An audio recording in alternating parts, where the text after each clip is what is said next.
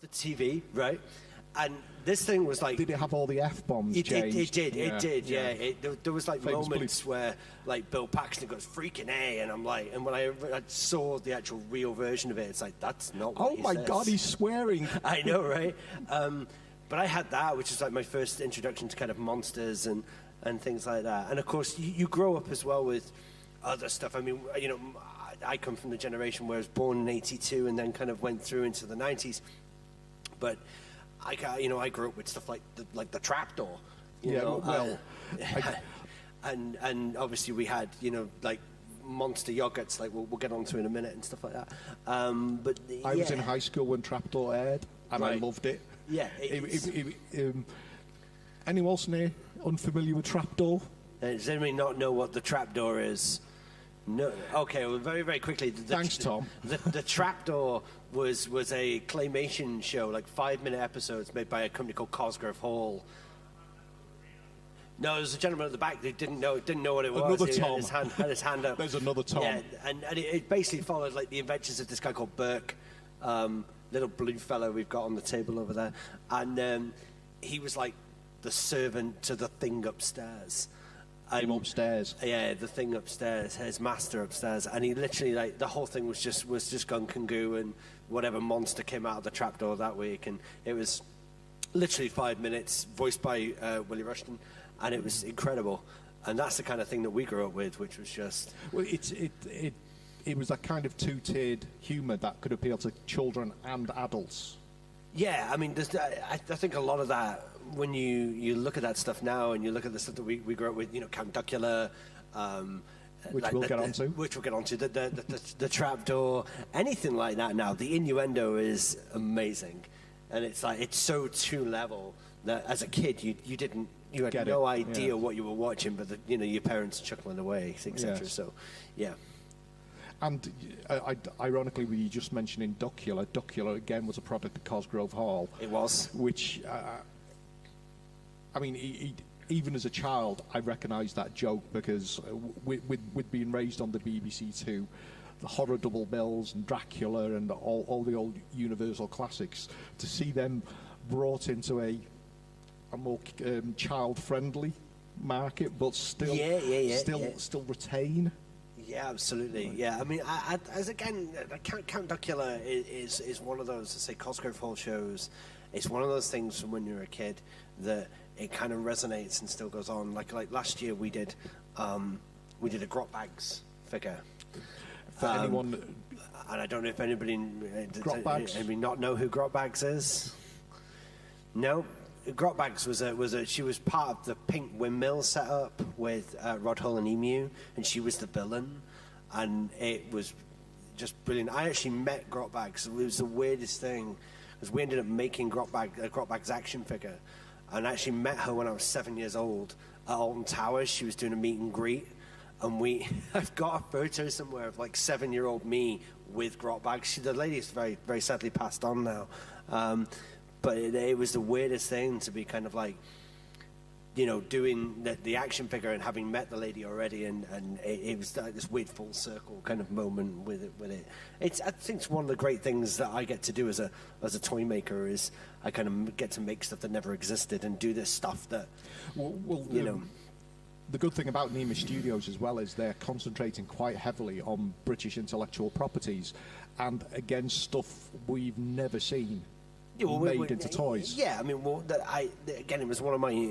I say mine when I refer to me. I refer to me, my lovely wife Emma, who is the other half of the studio. So there's the two of us. We have other people that help, and that kind of like are on this ride with us. But the majority, it's myself and it's Emma.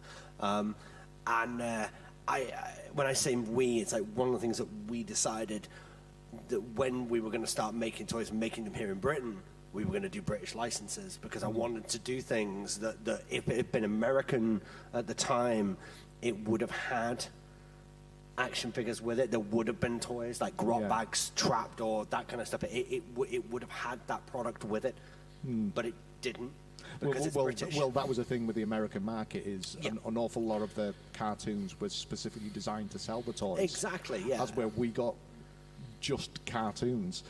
Yeah, I mean, if you look at things like Bob Ross, now I'm not saying that like Bob Ross is in the same bracket as Grotbags, not for one moment, but what I am saying is that Bob Ross has got Funko Pops, has got NECA figures, has got all kinds of stuff. If you were, like, if Grotbags had been American, then there would be like a Funko Pop of it. It would have happened, you know what I mean? But it hasn't done because it's British IP, so... And moving on to some of your, like, future releases... Oh, right, okay. The stuff I can tell you about. Which actually ties into, there's a line which will feature a certain Welsh witch.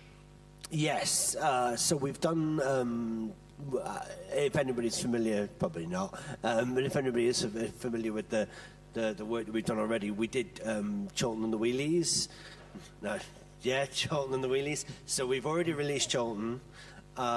And I can't remember, this is terrible, isn't it, that I can't remember the villain's name? Llewellyn. There you go, right. She's released at the end of this month. So, and again, little old lady. Yeah, little old lady. It's one of those that with Chorlton, it was an IP that people were asking for, so we said, well, okay, let's give it a shot. Duckula is out there already. We've got a Duckula 3-pack that we've got on order at the moment.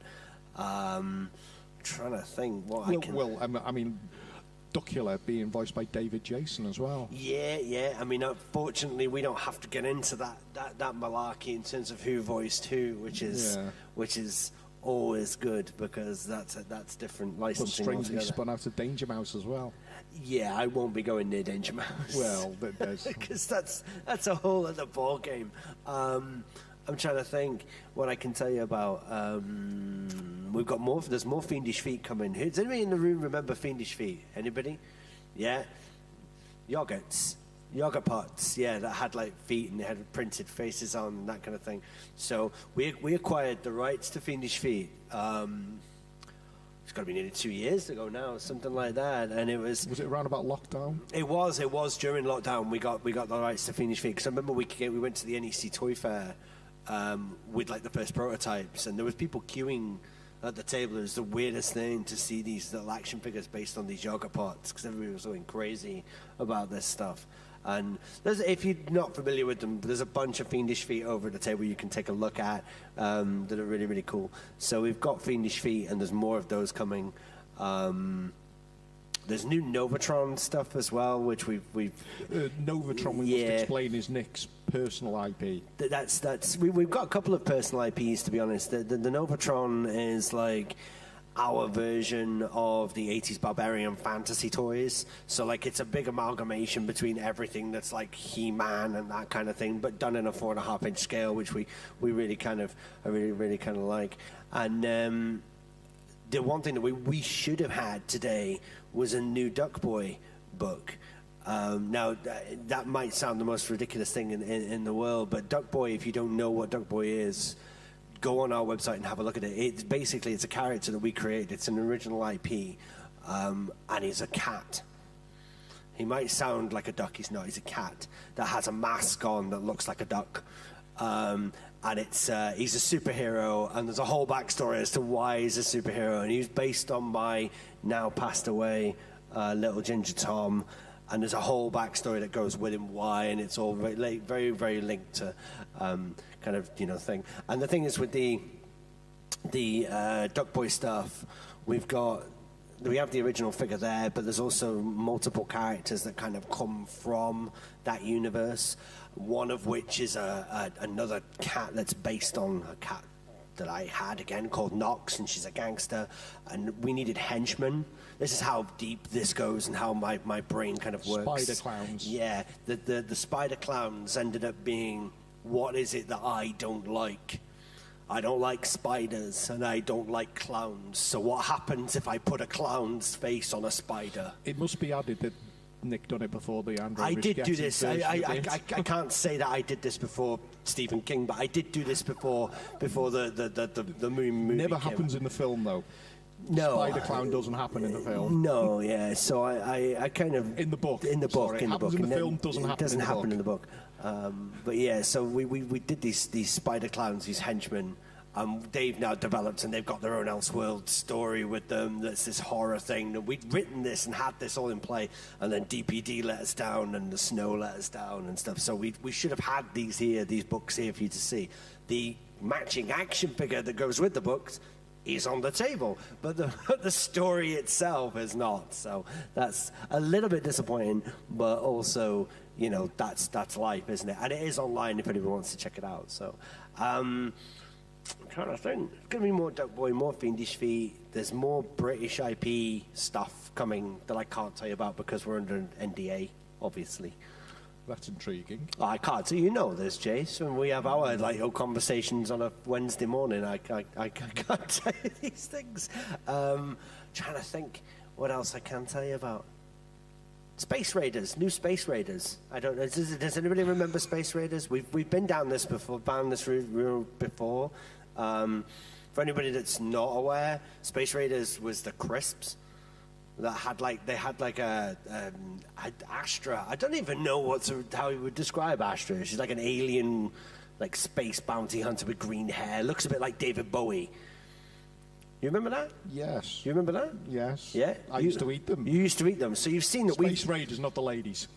Yeah. So you know that we've done that figure before, right? Yes. Yeah. Well, we've got a whole line of Space Raiders. Sorry, Space Raiders. Yeah, a whole line of Space Raiders coming.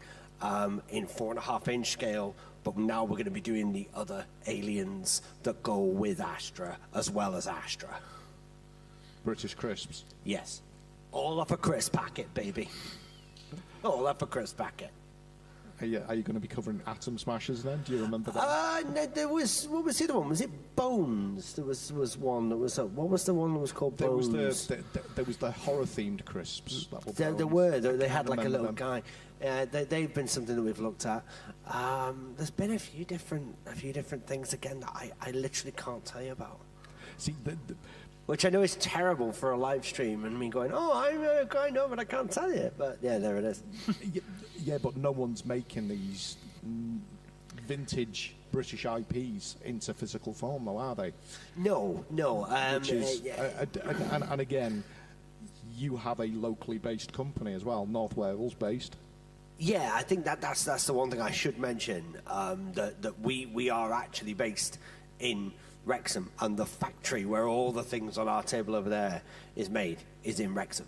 So we don't manufacture in China. We did pre-pandemic, but not right now. Everything is made here in Wrexham. So, yeah, much to my pain at times. When I burn myself, I'll get covered in plastic or, something like that. And when I talk to people, I say, Nick works in a toy factory. How cool is that? Or he owns one, rather. It's not as glamorous as it actually sounds. It sounds very, very glamorous. And don't get me wrong, I'm very aware that it is very much the dream. And it's like, wow, okay, he owns a toy factory and a toy business. And it's not lost on me how lucky I am that I get to make this stuff, and that's what I do as my job. But it's not as easy or as glamorous as it sounds when you're getting up on a Monday morning. It can be quite difficult at times. So, but it's worth it. It's worth every penny, every moment, every heartache, every burn, every moment when I don't have a fingerprint anymore because my phone goes, "You don't exist," and I go, "No, I really do. It's just plastic's burnt my fingerprints off." So, what IP do you really want to get your hands on, though? British-based fantasy horror. British IP. What British IP do I really, really want? I've already done Nightmare. I got there before you. I've already done Nightmare, and I suppose I can tell you about that. There is more Nightmare coming this year. There is more Nightmare characters coming this year, so I can tell you about that because we've already done Nightmare in the past. I'm trying to think. What do I really want? The problem is that, oh yeah, actually it is British. It doesn't reside with the British production house anymore. It resides in the US, but it is British. And that's Black Mirror. I would love to do Black Mirror. In fact, I did a panel at Leicester Comic Con a few years back. This is pre-pandemic, and they asked the same question, and I gave them the same answer: Black Mirror. I would love to do action figures from Black Mirror. And a side to that would be the Outer Limits. I would love to get my hands on the Outer Limits. The Outer Limits, of course, yeah. You the know. mouse. Yeah, it's one of those. Even the 1995 remake is incredible, but there's certain stuff. It's more sci-fi than it is. I suppose it's kind of horror. Like I don't feel anybody's really ever gone to town with the X-Files, and they should. Yeah.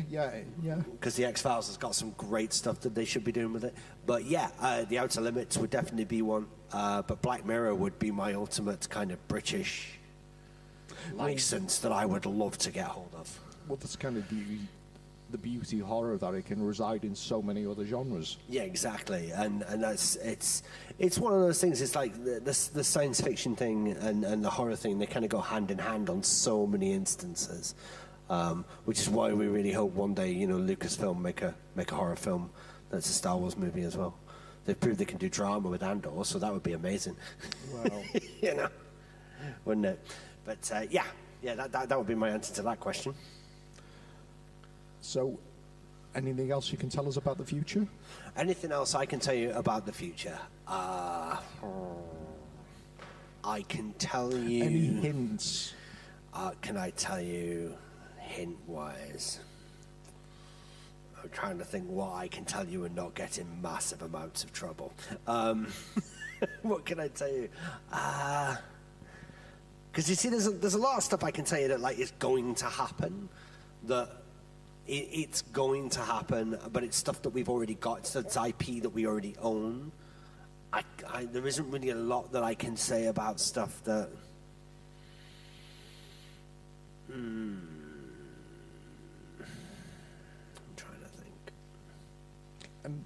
This all right, okay. So I mean, those folk out there, if anybody does know anything that we've done before, there was a movie in 1984 called Gremloids. I don't know if you're aware of Gremloids. If I said Lord Buckethead, would anybody of you be aware of who Lord Buckethead is? Yeah, because most of the time people associate him as a political spoof character. Yeah. He actually is a villain from a 1984 sci-fi movie. Well, he may well be making a return soon. We've done him before, but he may well be making a return soon. There's another individual that we've been talking to, and again, I can't go into too much. But if anybody's aware of Killer Bootlegs. I don't know if anybody knows the company Killer Bootlegs. I do. You do. We've been talking to Pete at Killer Bootlegs. I can't say any more than that. That's so wonderfully vague. It's brilliant. Yeah, isn't it? It's like nobody in the room knows what I'm talking about except you and me, and I'm still excited. I am too. But other than that, I mean, yeah, it's you're going to be seeing a lot more of I don't want to say the same, but there's obviously going to be a new trapdoor. There's more Children on the Wheelies coming. There's going to be more Fiendish Feet. There's a lot of there's going to be more Duck Boy stuff. There's new Novatron. There's a lot of different things that are going to be coming out this year, as well as a few surprises that I literally can't mention. So, what old British horror IP would you like to obtain? We're talking like Hammer, Amicus, Tygon. Yeah, okay. I'm trying to think. Do you think you could do a wonderfully caricatured Witchfinder General? Wouldn't it be amazing? Wouldn't it be amazing? I'm trying to think. I'm trying to think of you see, I'm trying to think of a British horror that would be something that I could really get my teeth into. I don't know, because there's a lot of. I'm trying to think. See.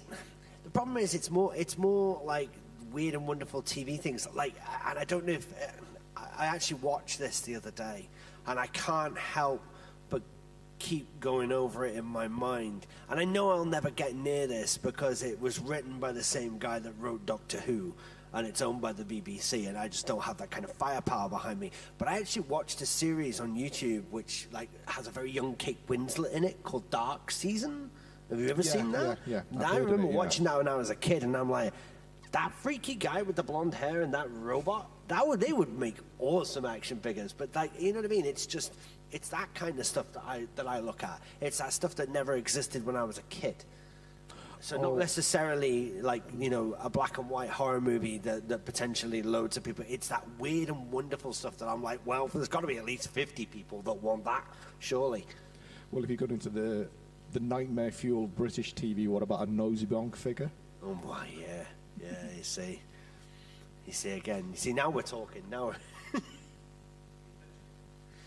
it's just, like I say, all you need is different aspidistras. There's so many different things that you could potentially go down the line of. And like I always say, you always need a certain number of people to be as utterly crazy as you are to make it worthwhile doing. Because if you don't have those people that are utterly batshit, the same as you, you can't do it. Because you need that minimum number of people. And we do get, you know, with certain stuff, it's like we get those people, and that's fine. But there's certain stuff that I've gone, this'll work, and it just doesn't. Well, yeah. And you kind of go, oh, okay, and you have to kind of rethink. But like I say, there's always a mental idea, or always something like swimming around my brain in terms of like, well, what would be cool, or should we do this, or should we do that? And I'm always firing, you know, ideas out in terms of what we could do and when we could do it and how we could do it. Like, for example, something that's been milling around in terms of the Fiendish Feet side of thing, which if there's anybody watching the stream or in here is into the Fiendish Feet figures or whatever, is the idea of doing a playset. Because we've got a vehicle, but but the idea of doing a playset, because we've talked forever about doing a fridge as a playset.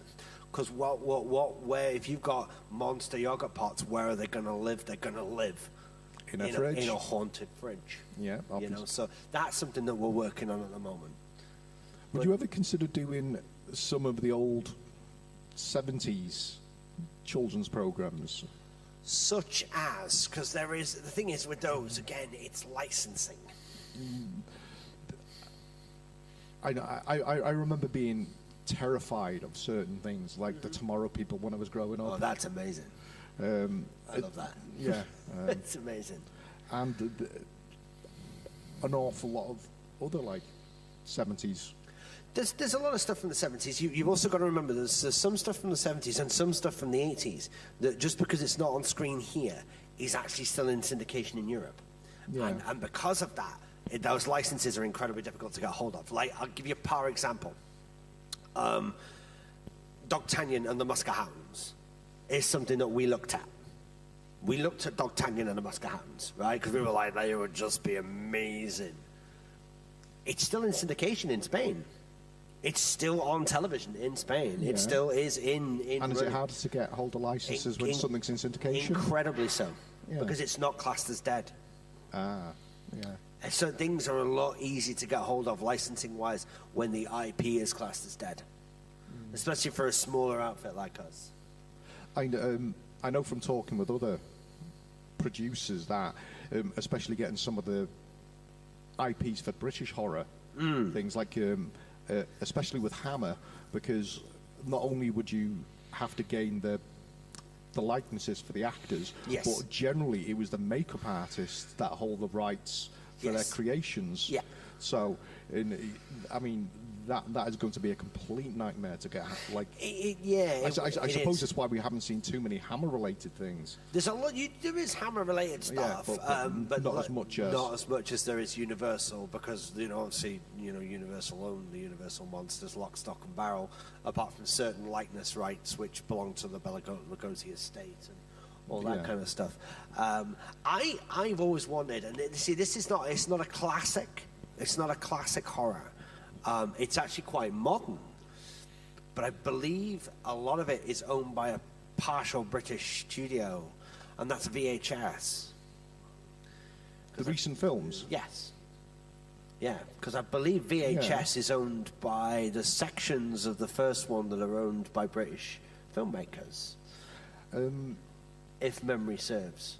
And I would, because I think it was actually produced by Bleeding Cool, and if I'm right, Bleeding Cool is. I know that there's a new VHS coming out with both David Bruckner and Scott Derrickson returning I'll to be direct honest, segments. VHS is a great example of something they're just really, really cool concepts. Well, like we saw this morning. Yeah, the portmanteau. Yeah, and the first one blew me away.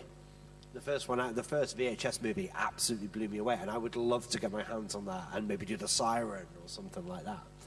Who's ironically played by a British actress. Exactly. Hannah Fear. Yeah, exactly. Yeah. You see what I mean? So, yeah, it's not a classic, it's not black and white, it's not a Hammer, but I would love to get my hands on that because... to my knowledge, no one's done. No, nobody's done VHS. No? No. I know, I keep my... And you can package them in little VHS boxes. Again, something I may have thought a lot about. Where would you get VHS? Are they actually produced We these actually days? did that. In all honesty, we actually did do a T-shirt run for Duck Boy a few years back where we packaged them in VHS cases. I remember that. Yeah. We actually did those. They were really cool. We really liked those. And that was all people were asking us, like, where on earth did you get that from? Who's producing VHS boxes? Who's getting those? It's like they're actually reclaimed. We got them from now, like, world-renowned VHS shop in Liverpool. Again, VHS boxes. Yeah. Have we got any questions from the audience? Oh, okay. Okay. Right. Wow, okay. You pick ones that are possibly in active developments. Yeah. They are. Yeah. I'm never not open to anything, but like, yeah, they're quite deep ideas. Yeah. But thank you very much for that. I'm always open to people going, what about this? And I'm like, actually, maybe. I'm pretty sure the tripods is actually in active development. I think it is in active development. I'm pretty sure. It's like what was one that we've looked at like several times was Super Ted. Which I know is odd to mention Super Ted at a horror convention, but it's Welsh. But it is Welsh, yeah. But we can't get near that because it is being remade as a CGI kind of thing. So at least it's nice to know. Yeah, absolutely, yeah. But it was something I would have loved to have done. Super Ted. Anything else before we wrap up? Anybody else? Oh, there is one. Yes, hello. You at the back. No, we don't. No, we don't. No, it's closed off. It's a closed set, as it would be. It's just something that we get asked a lot, and I think what I would say is that in order for us to do what we do and do it here in this country, we had to create processes that we guard with our lives. So I'm not going to let anybody in so they can see what we do. And you'll also see the underpaid elves that they've got locked in cages. You will, yeah. It's like that. Yeah. It's like slave labor, but on like a fantasy level. But they're Wrexham elves, so no one cares about them. Steady. Steady. So we're going to wrap things up? Anybody else? Anything else from anybody else? No? Okay, thank you, Nick. Okay, I'm going to leave you with one thing. One thing, obviously we're over there. It's not a big walk, so we'll see you go. You're not allowed to finish what I'm about to say because you will, but I can't give you any more than what I'm about to say. But you're not allowed to finish the line, okay? Right. So just as I sign off, I'm going to say, down at the bottom of the garden, with all the birds and the bees. No more than that. Am I allowed to say anything now? Nope. Okay. Nope. We'll That's finish that, on that. because then it'll get recorded and you're not allowed. Okay. Thank you, Nick.